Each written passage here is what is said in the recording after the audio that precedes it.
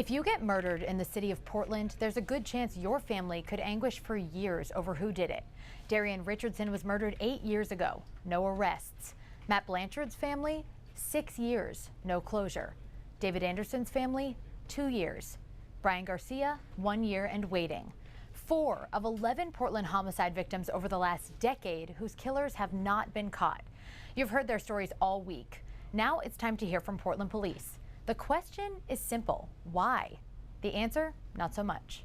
When it comes to solving a murder, the pressure is on in the first 48 hours. Within the first 48 hours, statistically, if you haven't been able to develop a suspect, it's going to be a difficult case to prove. And we certainly see that on a regular basis. This is a critical time, not just for victims' families, but for communities. Cities that solve crimes are safer.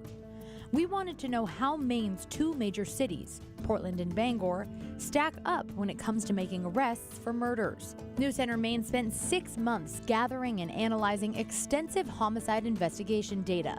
Before showing you our findings, it helps to understand how homicide investigations are carried out in Maine. Portland and Bangor police are the only 2 departments in the state that investigate their own homicide cases. State police handle the rest. Our investigation reveals that in the 10-year period from 2007 to 2017, the Portland Police Department solved 57% of its homicides. That's 6% lower than the national average, 30% lower than the state of Maine, and 43% lower than the city of Bangor, which has solved every single murder for the last 10 years. What's your reaction to those numbers? Well, we'd obviously like to see it at 100% for sure. Portland Police Assistant Chief Vern Malik, a 32-year veteran of the department, says that while the numbers are unfortunate, he's comfortable with the fact that Portland follows a national trend. There's been a trend since the 1990s across the country of fewer and fewer homicides being solved. True, and we'll get back to that in a minute. First, why such a drastic difference in clearances between the 2 local departments? I'm not familiar with what the Bangor numbers are, and I'm not familiar with what the state cases are either. And I think you'd have to do a lot more research into the individual cases to see what exactly they are. So you can't speak to any kind of possible general challenges that the department may face? Well, I can say that one of the difficulties that we have is when cases are drug-related, they're a lot more difficult to solve. But, not knowing what the Bangor cases look like, I really couldn't comment. Fair point. So we went back to the drawing board and broke down the numbers. In the 10-year period we're looking at, Bangor had 18 homicide cases. Portland had 26. In Bangor, 7 of those cases were fights that ended in murder. 4 were domestic violence cases, 3 involved children, 2 were random, and 2 were drug-related. All of those cases were solved. We see a significant number of our homicides are drug-related, and those are particularly vexing. If we look at all of Portland's cases, 11 of them were fights that ended in murder, 5 domestic violence cases, 4 either unknown cause or it hasn't been publicized, 2 were self-defense cases, 1 random, and 3 were drug-related. So proportionately speaking, both cities had about the same percentage of drug-related homicides, but nearly half the cases in Portland are still open. We brought our detailed information about each case back to the assistant chief 2 weeks later, but he still wouldn't talk specifics of a potential Portland police problem. I can't speak to that except to say that I have no information at all about the Bangor cases. Do you still feel like you can blame a lower clearance number on drug-related homicides if Bangor has the same situation?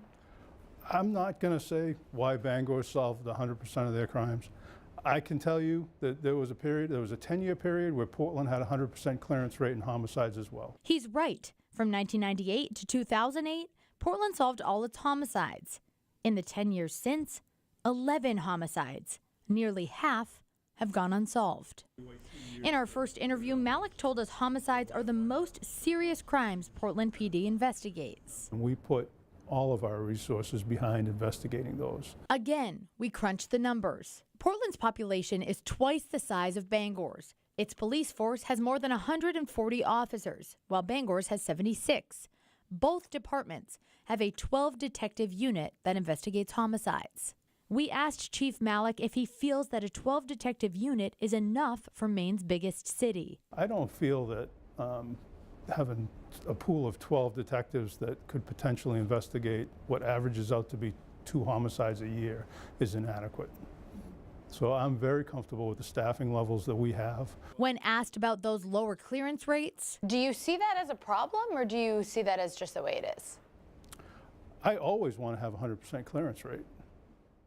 in our first conversation, Malik said more communication with the public could help close these cold cases. As a matter of fact, your interview and questions that you've asked have prompted us to look at our website and say, why did we wait 2 years to put it on the website? So why not 6 months? So that list of unsolved homicides on your website, you wait 2 years before you actually put the profile up? That's what we have been doing in the past, yeah, but I think we're ready to change that now and perhaps go to, within 6 months. When we came back with more questions 2 weeks later, he walked it back. 2 years seems to be an average that departments look at. So is that something that has been decided that will change, or? No, we haven't had any further discussions on that. Malik says he doesn't see a need for change in the department. We are always looking to improve, no matter what it is. We're looking to improve.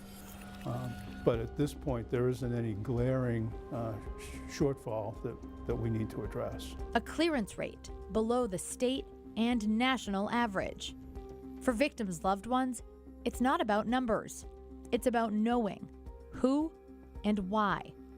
Malik says it's up to witnesses to come forward and help solve these murders. Do you foresee any need for change? I don't know what we would do differently right now. I feel like we are putting 100% of our resources behind it. So if you missed any part of these series, we encourage you to go on our websites or mobile apps. All of our stories are posted there, as well as several digital extras that people can look into as well.